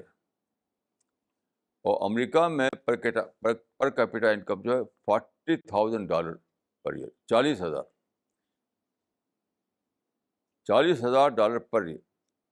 تو امریکہ میں کیا کرتے ہیں لوگ؟ اتنی بڑی رقم ہے. میں بہت امریکہ میں گیا ہوں. مثلاً ابھی میں گیا تو ایک صاحب نے اپنے گھر میں مجھے ٹھہرایا. تو میں جب اس میں گیا، ان کا جو بیڈ روم تھا، تو بیڈ جو تھا اتنا زیادہ اس میں یعنی وہ تھا، اتنا نرم تھا کہ میں اسی میں جیسے دلدل میں دھس جائے کوئی، ایسا لگے دھس گیا ہوں میں اس کے اندر. میں نے کہا استغفر اللہ، یہ کوئی کمفرٹ اینڈ لگژری، یہ تو مصیبت ہے. یعنی اتنا زبردست قسم کا ڈبل گدا تھا اس میں، بہت ہی نرم قسم کا کہ اپنا بیلنس سنبھالنا مشکل تھا میرے لیے. یہ تو جھوٹا تعیش ہے، جھوٹا تعیش ہے. اسی میں جیتے ہیں لوگ. ہر معاملے میں لوگوں نے جھوٹی لگژری، جھوٹا کمفرٹ بنا رکھا ہے. میں سمجھتا ہوں کہ جو اصل ضرورت، حقیقی ضرورت، اس کے لیے اللہ تعالیٰ نے ذمہ لیا ہے. باقی اگر آدمی کرتا ہے تو وہ وہ وہ وہ اس کو وہ شیطانی کام ہے میرے نزدیک. کیونکہ وہ آدمی کو اس سے ڈسٹریکشن ہوگا، لازماً ڈسٹریکشن ہوگا، اور پھر عقل چھن جائے گی اس سے. مثلاً یہ پانی میں پی رہا ہوں شیشے کے گلاس. اب اگر میں فرض کیا کہ سونے کے گلاس بنواؤں، تو کیا سونے کے گلاس سے پانی پینے سے زیادہ میرے لیے فائدہ کرے گا؟ وہ ایک شیطانی کام ہوگا. ایک بادشاہ کے بارے میں میں نے سنا کہ ان کے یہاں جتنے بھی برتن تھے سونے کے تھے، سب گلاس بھی سونے کا، پلیٹ بھی سونے کی. تو میں اس کو شیطانی کام سمجھتا ہوں. بس سونے کا گلاس کی ضرورت ہی کیا ہے؟ سونے کے برتن کی ضرورت ہی کیا ہے؟ حتیٰ کہ ان کا میں پڑھا تھا کہ ان کا جو باتھ روم تھا اس میں ٹیپ بھی سونے کے تھے. تو یہ سب چیزیں اس مراد نہیں ہے رزق سے. رزق مراد ہے وہ حقیقی ضرورت جس کے بغیر آپ اپنا ٹیسٹ نہ دے سکیں. تو ٹیسٹ دینے کے لیے جتنی بھی ضروری آئٹم ہے اس کا اللہ نے ذمہ لے رکھا ہے. بس اس کے سوا جو ہے وہ انسان شیطان کا بہکاوا ہے.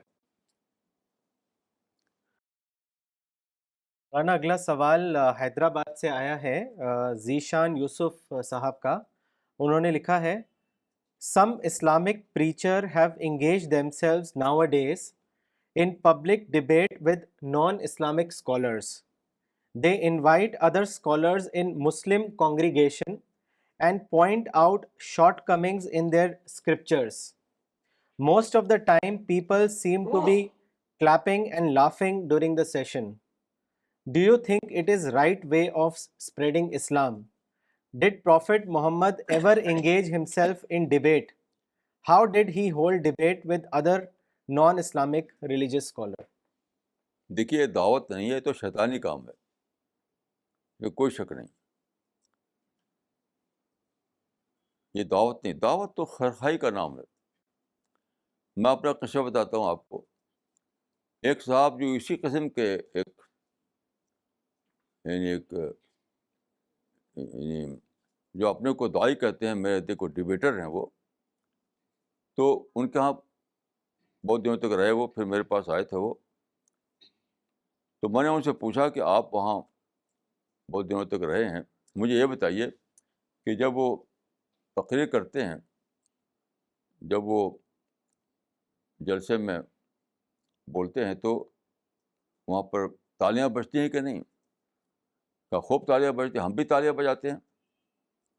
اچھا، پھر میں نے پوچھا کہ رسول اللہ کے زمانے میں صحابہ تھے، رسول اللہ بھی بولتے تھے، تو کیا صحابہ تالیاں بجاتے تھے؟ کہا کہ نہیں.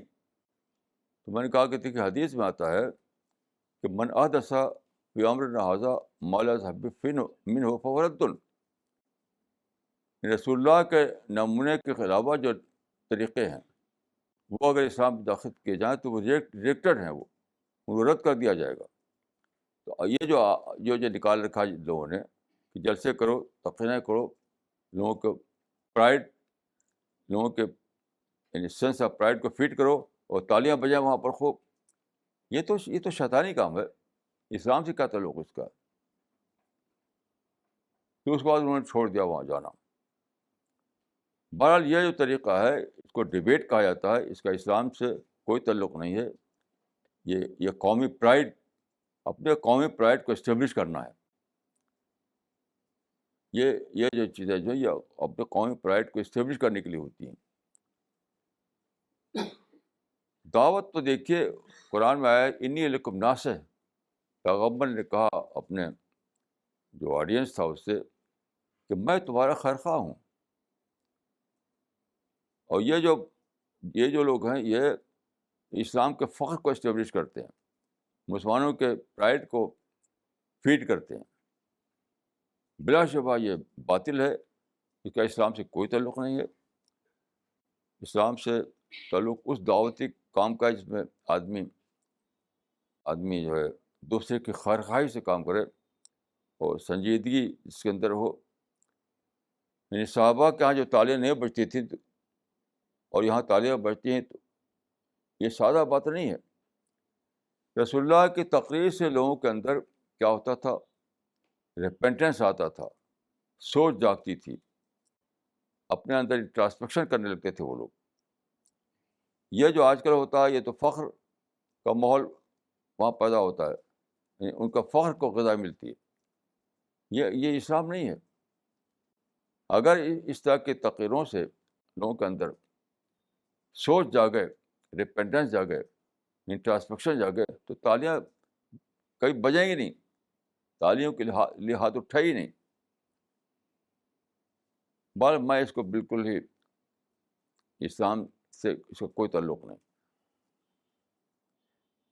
مولانا تمل ناڈو سے مولانا اقبال عمری صاحب نے آپ سے پوچھا ہے کہ صلح کی حکمت کو بزدلی کا اور سازش کا نام دینا کتنی بڑی نادانی ہے، اس کی مزید وضاحت کریں.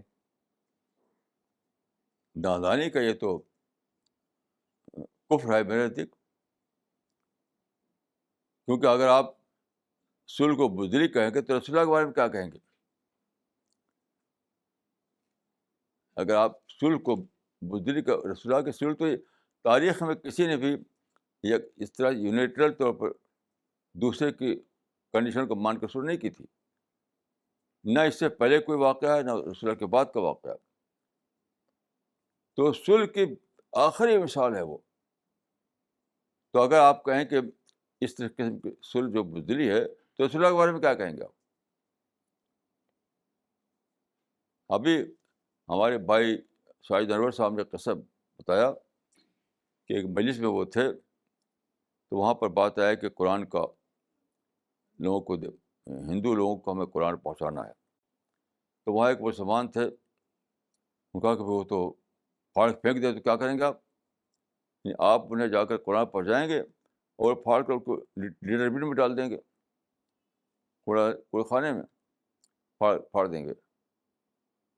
تو ایک صاحب تھے وہاں پر موجود، ان کا بتایا انہوں نے ڈاکٹر اندرلی بھی، انہوں نے کہا کہ دیکھیے رسول اللہ نے اپنے زمانے میں ایک دعوتی مکتوب بھیجا تھا شاہ ایران کا نام، جس کو کسرا کہا جاتا تھا. تو شاہ ایران کے نام جب وہ جو مکتوب تھا اس میں قرآن کی آیتیں لکھی ہوئی تھیں. جب ایک صحابی لے کر گئے تھے، جب انہوں نے شاہ کو دیا جو تخت پہ بیٹھا ہوا تھا، تو اس کو غصہ آیا، اس نے پھاڑ کے پھینک دیا، اسی وقت پھاڑ کر پھینک دیا. تو ان کا کہ ہاں انہوں نے یہ کہا تھا کہ پھاڑ کر پھینک دے گا تو اس کا گناہ کس کے اوپر جائے گا. تو انہوں نے کہا کہ رسول اللہ کا خط پھاڑ کے پھینک دے گا تو اس کا گناہ کس کے اوپر جائے گا. یہ کوئی لاجک نہیں ہے، یہ سب جھوٹی باتیں ہیں. یہ شیطان بہکاتا ہے کہ مسلمان دعوتی کام نہ کریں.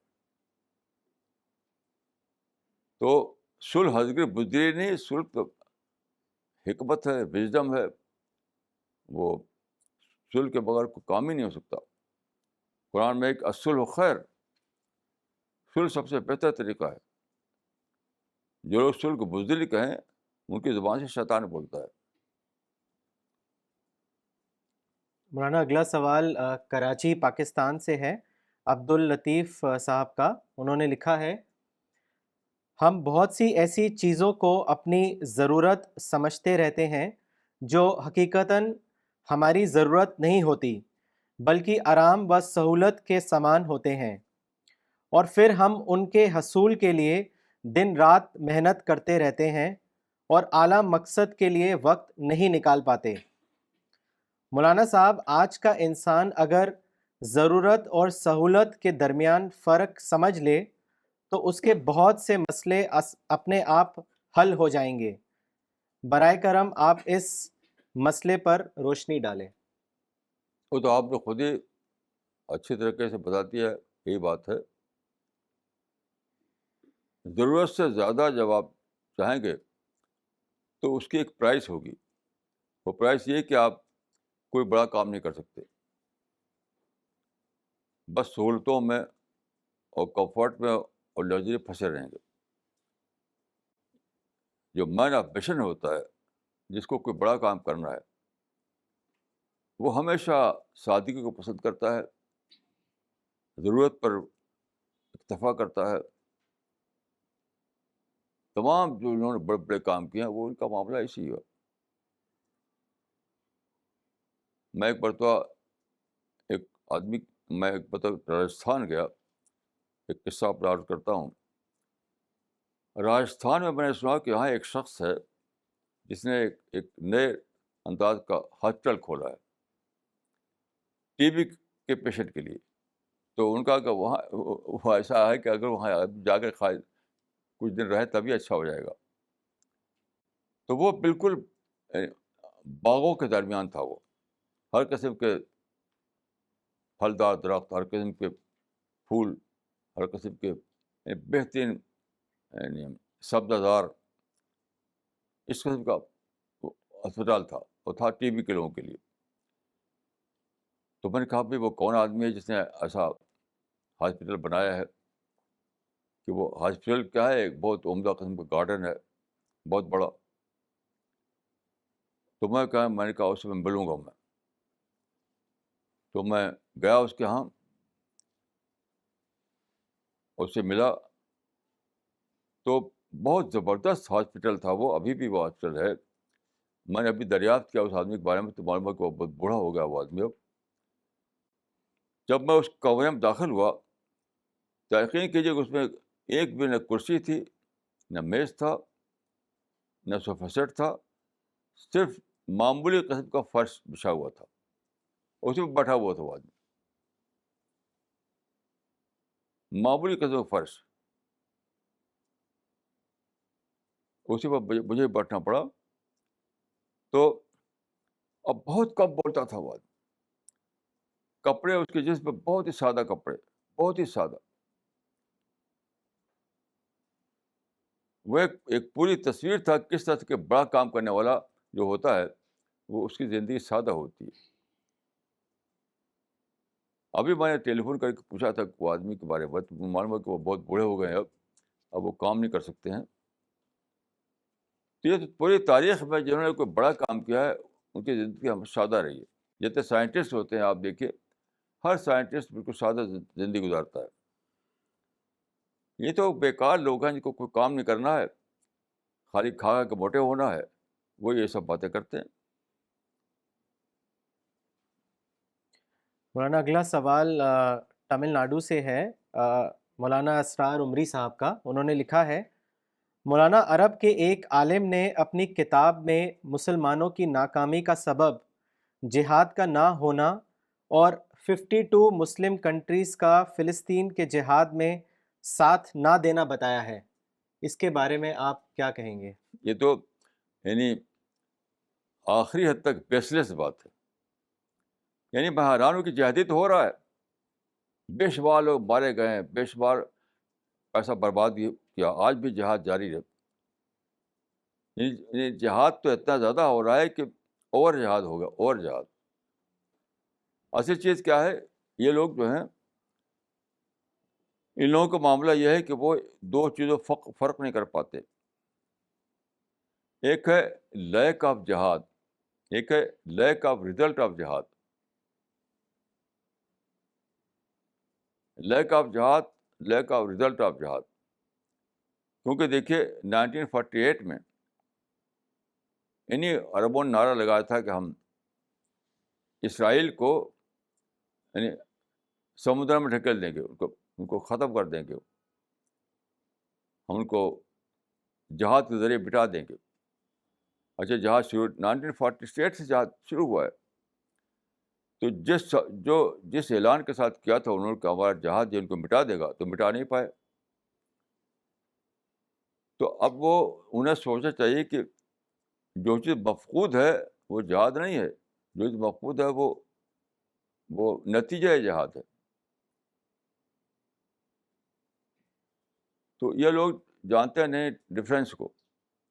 دیکھیے پرنسپل آف ڈفرینسیشن جو ہے بہت ہی ریئر لوگ جان پاتے ہیں۔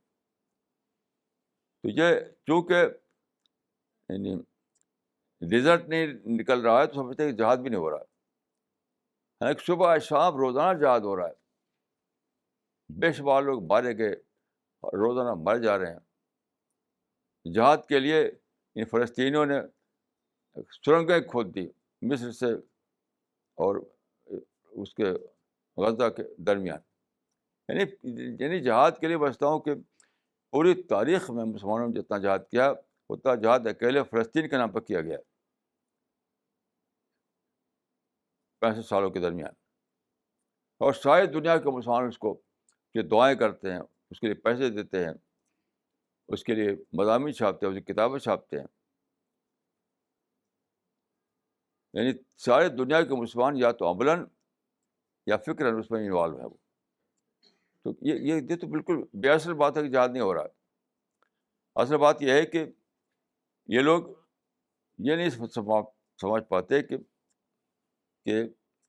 لیک آف جہاد اور لیک آف ریزلٹ آف جہاد میں کیا فرق ہے۔ اسے ایسی کتابیں لکھتے ہیں وہ۔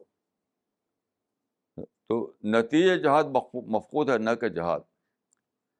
اب تو جہاد کو یعنی یہ اعلان کرنا چاہیے کہ جہاد بند کرو، کہ جہاد سے کوئی نتیجہ نہیں نکلا۔ یعنی یہ الٹا اعلان کر رہے ہیں کہ جہاد نہیں ہو رہا ہے۔ اب تو کہنا چاہیے کہ جہاد بہت کیا، ہم نے کئی جنریشن تک جہاد جاری رہا، اب بے شمار لوگ مارے گئے۔ اب تو بند کرو جہاد کو، اب کوئی دوسرا طریقہ نکالو اس مسئلے کے لیے۔ مولانا سید عابد حسین صاحب جو بیروا سے ہیں، انہوں نے سوال لکھا ہے، مولانا صاحب، as per your latest book Dawn over Kashmir you are very hopeful about the داوا explosion in Kashmir. I request you to kindly elaborate on that. دیکھیے یہ بہت ہی سمپل لاجک ہے۔ یعنی جب بھی انسان کے ساتھ یہ ایکسپیرئنس پیش آئے کہ وہ وائلنٹ ایکٹیویزم چلائے اور نتیجے میں کیا تباہی ملے، تو کیا آتا ہے سیکنڈ تھاٹ، ریویژن، ری اسسمنٹ، اور پھر وہ یو ٹرن لیتا ہے۔ اس کی مثال ہے جاپان۔ سیکنڈ ورلڈ وار سے پہلے جاپان میں بہت زبردست تشدد کلچر تھا. یعنی تاریخ میں پہلی بار جاپانیوں نے نکالا تھا یہ سوسائڈ بامبنگ، جس کو ہراکری کہتے تھے وہ. لیکن جب سیکنڈ ورلڈ وار میں ان کی ہار ہو گئی، مکمل شکست ہو گئی، ان کے شہر تباہ ہو گئے، تو ان کا سیکنڈ تھاٹ آیا ان کے اندر. تو پھر یو ٹرن لیا انہوں نے. اور ہیروہیٹو جو بادشاہ تھا اس نے تقریر کی تھی کہ وی have to suffer the insufferable to take a new decision. یعنی ہمیں ایک ناقابل برداشت کو برداشت کرنا ہے تاکہ آپ کہ نیا ڈیسیزن لیں. یعنی بجائے وائلنس کے پیس کا راستہ اختیار کریں. تو میں کشمیریوں کے بارے میں یہی رائے رکھتا ہوں کہ وہ بھالے انسان ہیں، پتھر نہیں ہیں. تو انہوں نے کشمیر میں جہاد کے نام پر وائلنس چلایا اور وہ مکمل طور پر ناکام ہوا. کیونکہ دیکھیے 1,00,000 کشمیری مارے گئے، 1,00,000. پاکستان نے کشمیر کے لیے 4 لڑائیں لڑیں اور خود پاکستانی گورنمنٹ نے کہہ دیا کہ اب ہم لڑائی نہیں لڑ سکتے کیونکہ 4 لڑائیوں میں ہم کشمیر کو حاصل نہیں کر سکے. تو پاکستان فیلڈ اسٹیٹ بن گیا. آپ بتائیے کہ ایک ریگولر آرمی، پاکستان کی حیثیت ایک ریگولر آرمی کی ہے، وہ 4 لڑائی لڑ کر کے کشمیر کو قبضہ نہیں کر سکا.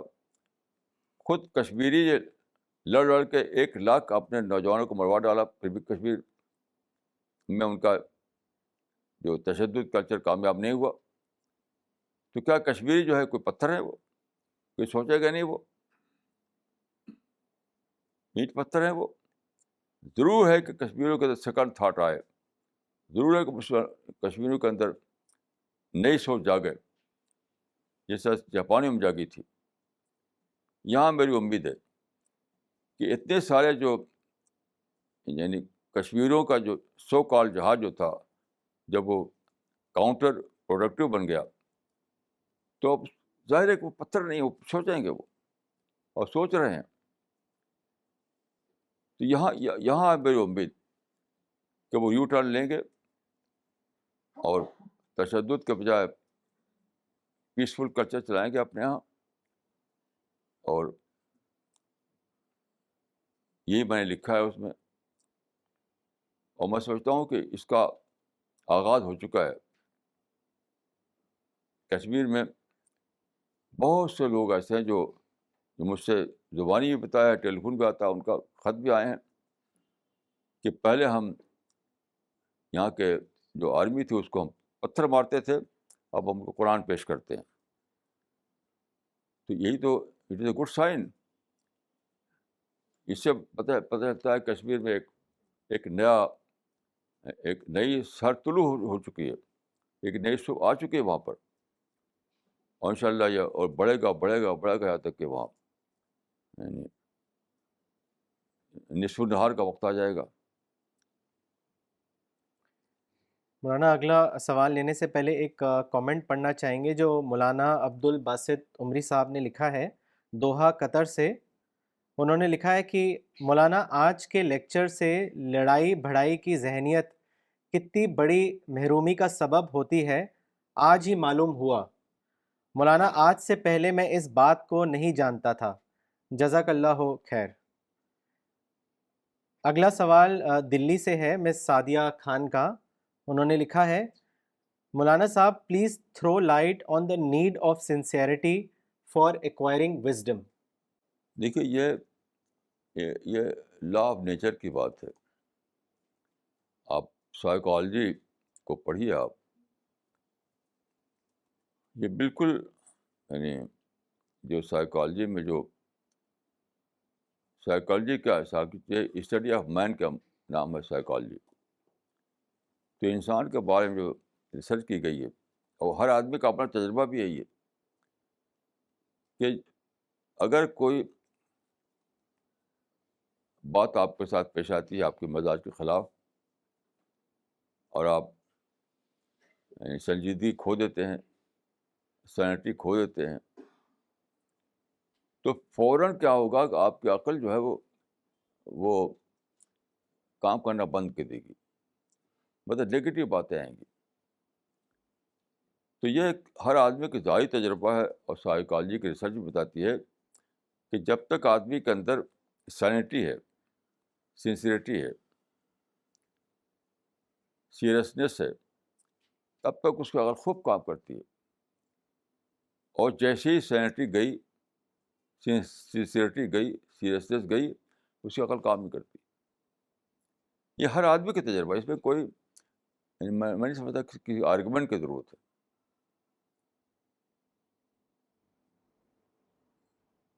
یہ تو ایک لا آف نیچر ہے، ہر آدمی کی ذاتی تجربہ ہے، اور مختلف قوموں کی مثالیں بھی اس میں ہیں. تو اس میں میں نہیں سمجھتا کسی آرگومنٹ کی ضرورت ہے. مولانا اگلا سوال تمل ناڈو سے ہے، مولانا فرحت احمد صاحب کا. انہوں نے لکھا ہے، میں نے ایک بڑے عالم کو کہا کہ جاپان نے نان وائلنس کا راستہ اختیار کیا تو کامیاب ہو گیا، مگر فلسطین والوں نے وائلنس کا راستہ اختیار کیا تو آج تک پریشان ہو رہے ہیں. یہ بات سن کر انہوں نے کہا کہ میں جاپان کے تعلق سے ایسا نہیں سمجھتا ہوں، بلکہ وہ امریکہ کا دم چلا ہے اور فلسطین میں دم چھلا. دم چھلا ہے، اور فلسطین میں سازش ہو رہی ہے، اس لیے وہاں ابھی تک سلوشن نہیں آیا ہے. اس کے بارے میں آپ کیا یہ کہیں سب گے؟ جھوٹی باتیں ہیں. اب لوگ جھوٹی باتیں تو کچھ بولے. اپنے گھر کو آپ کہا کہ ہاتھی ہے، تو میں کیا کروں گا بتائیے؟ ایک آدمی آ کے چل یہاں پر، سب ہاتھیاں بیٹھی ہوئی ہیں یہاں پر، سب اونٹ بیٹھے ہوئے ہیں، تو میں کیا کروں گا؟ کوئی سر نہ پیر، کوئی لاجک ہے اس میں؟ ان باتوں کو کوئی جواب نہیں ہے سوائے اس کی خاموشی. ایک الٹی بات تو کچھ بھی کہی ہے. اس کمرے میں ایک مرتبہ ایک صاحب آئے دروازے پر، یہ سچا قصہ بتاتا ہوں آپ کو. دروازے پہ کھڑے ہوئے اور دروازے پہ دے دے کے چلے گئے. جا کے اپنے ساتھی سے کہا کہ ارے بھائی محمد کیا تھا وہ تو جو کچھ قلب لگا. اب بتائیے کہ یہ ہم اسپریچولیٹی کی بات کرتے ہیں، اللہ کے خوف کی بات کرتے ہیں، دعوت اللہ کی بات کرتے ہیں، اور انہیں لگا کہ یہ قلب ہے. اس کا کوئی جواب ہے؟ یہ تو شیطان کی بولیاں ہیں، شیطان کی بولیاں بند نہیں ہوں گی. اس کا کوئی جواب نہیں سوائے اس کے دعا کیا جائے. ایسے لوگوں کے لیے دعا ہوتا ہے، جواب نہیں ہوتا. مولانا اگلا سوال دلی سے ہے، مولانا ذکوان ندوی صاحب کا. انہوں نے لکھا ہے، آپ نے کئی بار اپنے لیکچر میں اور الرسالہ میں ایک فارمولا بتایا ہے. وہ فارمولا ہے one man one mission, one man two mission. میرا سوال یہ ہے کہ پریکٹیکلی یہ فارمولا کیسے ایپلیکیبل ہوگا، اس کے بارے میں بتائیں. بہت دلچسپ سوال ہے یہ. آج میں نے ایک قصہ پڑھا، آج ہی کی بات. ایک تھے مولانا حسرت موہانی، یعنی فریڈم اسٹرگل کے زمانے میں ان کا کافی نام آتا تھا،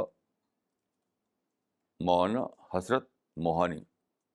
بہت ریڈیکل قسم کے آدمی تھے وہ، بہت ریڈیکل. تو برٹش گورنمنٹ نے ان کو اریسٹ کیا، ان کو جیل میں ڈال دیا. تو جیل میں ان کو کام دیا گیا، یعنی جس کو کہتے ہیں ریگرس پریزنمنٹ، یعنی بامشقت قید. تو ان کو چکی پیسنا ہوتا تھا. چکی یعنی قیدیوں کے لیے جو آٹا ہوتا ہے وہ باہر سے پسوایا نہیں جاتا، اسے لوگ پیستے ہیں، اسے ان کی روٹیاں بنتی ہیں. پہلے ایسا تھا، آج کل بجنے والوں. تو بہر ان کو ریگولر امپریزنمنٹ دیا گیا، یعنی قید بامشقت، اور چکی پیسنا ہوتا تھا ان کو. تو وہ تھے شاعر بھی. حضرت مولانا جو تھے فریڈم فائٹر بھی تھے اور شاعر بھی تھے. تو اپنے چکی پیستے تھے اور شاعری بھی کرتے تھے. تو ان کا ایک شعر اسی بارے میں کہا تھا انہوں نے کہ ہے مشق سخن جاری، چکی کی مشقت بھی. ہے مشق سخن جاری، چکی کی مشقت بھی. مطلب کہ یہی صحیح ہے دائی کا معاملہ، کہ مطلب جو بھی اللہ تعالیٰ کی طرف سے اس کو جس کام میں ڈالا گیا ہے، چاہے بزنس ہے یا جاب ہے کوئی بھی، تو وہ بھی جاری رہے گا، اور ساتھ ساتھ کیا ہے، مشق سکون بھی رہے گی، یعنی معرفت، یعنی معرفت کی باتیں سوچنا، دعوت کے موقع ہوں دعوت دینا. سمجھتا ہوں کہ وہ جو فارمولہ جو میں نے دیا تھا وہ شاید زیادہ ریئلسٹک فارمولہ نہیں تھا. اور میں یہ کہوں گا کہ ہر آدمی کا ایک ہی فارمولہ ہے مشق سخن جاری چکی کی مشقت بھی. یہ جو آپ کام کر رہے ہیں، آپ حالات نے آپ کو جس کام تک پہنچایا ہے، آپ جس زراعت کرتے ہیں، بزنس کرتے ہیں، آپ جاب کرتے ہیں، تو کرتے رہیے اس کو،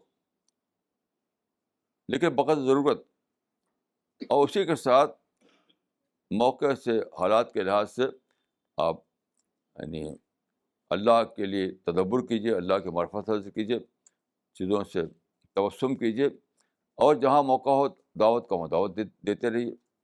یہ دونوں چیزیں ساتھ ساتھ چلیں گی، الگ الگ نہیں.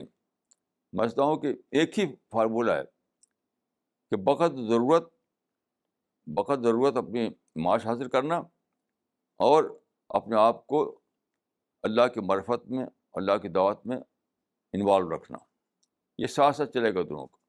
بالکل وہی فارمولہ رہے گا کہ ہے مشق سخن جاری چکی کی مشقت بھی. سب کے لیے ایک ہی فارمولہ ہے. میں سمجھتا ہوں کہ دو فارمولہ نہیں ہے. البتہ یہ فارمولہ جب آپ چلا پائیں گے جب کہ آپ آرام اور راحت اور عیش لگژری کے چکر میں نہ پڑیں، بلکہ بقدر ضرورت پر اکتفا کریں.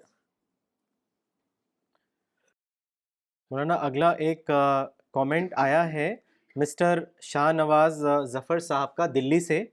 انہوں نے لکھا ہے، مولانا صاحب I just wanted to share that I have felt lot of changes in me after joining your classes. Now I can say that I love our dearest Allah the most in this world. At the time of saying a last goodbye to my company, I have sent the mail which I am sharing with you. This way of thinking is only because of your teachings. مولانا اس میں انہوں نے اپنا وہ میل share کرا ہے، اس میں لکھا ہے، respected seniors and dear colleagues, heartiest greetings of the day to all of you. Time has given this opportunity to inform you all that the moment has come to say a very goodbye to all of you. In the journey of my life, it was my fate to spend the time of 8 months with all of you. This short span of time was a very unique and wonderful learning experience. I would like to gift you all some good thoughts which will help you in achieving real success in your life. In Quran chapter 23 verse number 115, Allah says, "Do you imagine that we created you without any purpose, and you would not be brought back to us for account?" Here Quran guides us that the creator of the universe has created all human beings for a test only. As a part of test, He has given us freedom, and it is up to us whether to use it in a proper way or misuse it. The freedom exists only for a limited period of testing time. When the testing time is over, there will be a day of judgment when every one of us will be brought back in front of Him for account settlement. The reward or punishment will be subject to the performance level. Hence, end of the day, all the common men, business heads, branch heads, regional heads, and country heads have to report to the universe head. The owner of any organization doesn't tolerate his employees not following company guidelines. Then how come Almighty God will tolerate anyone of this nature in His world? Let all of us make an effort to use our freedom with a positive spirit as per the creation plan of Almighty God, and let's be amongst the successful ones. My best wishes are with all of you. Shah Nawaz Zafar. جزاک اللہ، جزاک اللہ. مولانا اگلا سوال دلی سے ہے doctor Pradhan کا. انہوں نے لکھا ہے، Maulana can we describe all the problems of Muslims in Assam, Philistine, Burma, Kashmir, and many parts of the world as azab from Allah because Muslims are not spreading word of God to non-believers. نہیں دیکھیے، عذاب کا لفظ بولنے کا ہمیں حق نہیں ہے، کسی پیغمبر کو حق نہیں ہوتا. یہ بہت یعنی بڑی ضرورت ہوگی کہ ہم عذاب کر دیں. یہ اللہ کے ڈومین میں داخل ہونا ہے، تو اپنی لمٹ پر رہ کر ہمیں بولنا پڑے گا، انسان کی لمٹ میں. عذاب کا لفظ جو ہے وہ اللہ کی بولی، ہماری بولی نہیں ہے. تو ہم اپنے لحاظ سے انسانی دائرے میں رہ کر ہم یہی کہیں گے جو حدیث میں ہے کہ مسلمانوں نے لڑائی جھگڑے کا کلچر چلایا تو ان کی عقل کھوئی گئی، یہی کہیں گے. باقی جو ہے وہ اللہ کا معاملہ ہے، وہ اللہ ہی کر سکتا، ہم نہیں کر سکتے. مولانا اگلا سوال دلی سے ہے مس نغمہ صدیقی کا. انہوں نے لکھا ہے مولانا یو سے all Quran verses hadith have a general principle. How can we understand the principles? Kindly comment. ایک ہی طریقہ ہے، آپ اپنی عقل کو بچائیں. عقل کو بچانا جو ہے اصل اہمیت اس کی ہے. دیکھیے بچانا کیا چیز ہے، میں آپ کو 2 قصہ بتاتا ہوں. دلی میں ایک حکیم تھے، آج کل کے حکیم نہیں، اس زمانے کے حکیم جو بہت ہی دوسرے ڈھنگ کے لوگ ہوتے تھے. تو وہ یعنی قلم کو استعمال نہیں کرتے تھے. یعنی آج آپ جب آپ وہ لکھتے ہیں، یعنی مریض کو دیکھا آپ نے تو مریض کو دیکھنے کے بعد نسخہ لکھتے ہیں تو قلم استعمال کرتے ہیں، قلم سے لکھا آپ نے تو وہ منہ سے بولتے تھے، وہ قلم استعمال نہیں کرتے تھے. وہ کسی نے پوچھا کہ آپ سب لوگ قلم استعمال کرتے ہیں اس سے نسخہ لکھنے کے لیے، آپ استعمال نہیں کرتے، آپ بولتے ہیں، حالانکہ آپ کا ہاتھ جو ہے ٹھیک ہے، استعمال کرتے قلم آپ. تو انہوں نے جواب دیا کہ میں اپنے ہاتھ کو محفوظ رکھنے کے ایسا کرتا ہوں، کیونکہ ہاتھ سے میں نبض دیکھتا ہوں. میرے ہاتھ میں بہت زیادہ سینسٹیو ہونی چاہیے، سینسٹیوٹی. جتنی زیادہ سینسٹیوٹی ہوگی اتنی میں نبض کو پکڑ پاؤں گا. تو ہاتھ کی سینسٹیوٹی کو باقی رکھنے کے لیے وہ قلب نہیں پکڑتے تھے وہ. اور ایک مثال میں دوں گا آپ کو کہ دیوبند کے مولانا انور شاہ کشمیری تھے، ان کو آم پسند تھا، لیکن وہ آم کیسے کھاتے تھے؟ ان کا نظریہ تھا کہ کھٹے آم سے حافظہ خراب ہوتا ہے. اپنے حافظے کو بہت بچاتے تھے وہ. تو جہاں آم کھانا ہوتا تھا تو ایک آدمی بٹھاتے تھے وہ کہ پہلے چکھ کے بتاتا تھا کہ آم میٹھا ہے کھٹا ہے، تو کھٹا والا چھوڑ دیتے تھے، وہ صرف میٹھا والا لیتے تھے وہ، کیونکہ ان کو وہ سمجھتے ہیں کہ کھٹا آم کھاؤں گا تو میرا حافظہ خراب ہو جائے گا. تو اپنی عقل کو بچانا ہے. عقل تو اللہ نے دی ہر آدمی کو، لیکن لوگ بچا نہیں پاتے. بچانے کے معنی کیا ہیں؟ عقل میں نگیٹو تھاٹ ڈالنا، عقل میں انتقام کے جذبات ڈالنا، عقل میں یعنی انٹالرنس ڈالنا، عقل میں یہ سب باتیں ڈالنا کہ ظالم ہے، وہ سازشی ہے. یہ ساری باتیں عقل کو معاف کر دیتی ہیں، پردہ ڈال دیتی ہیں. تو اگر آپ اپنی عقل کو بچا سکیں تو اس کے بعد اس کا رزلٹ یقینی طور پر ملتا ہے، ناممکن رزلٹ نہ ملے. تو سارا جو ہمیں دھیان دینا ہے، توجہ عقل کے اس خدا کی دی ہوئی عقل کو محفوظ رکھنا. بس محفوظ رکھنے کی کوشش کیجیے، باقی عقل تو اپنا کام خود کرے گی، اپنا کام خود کرے گی.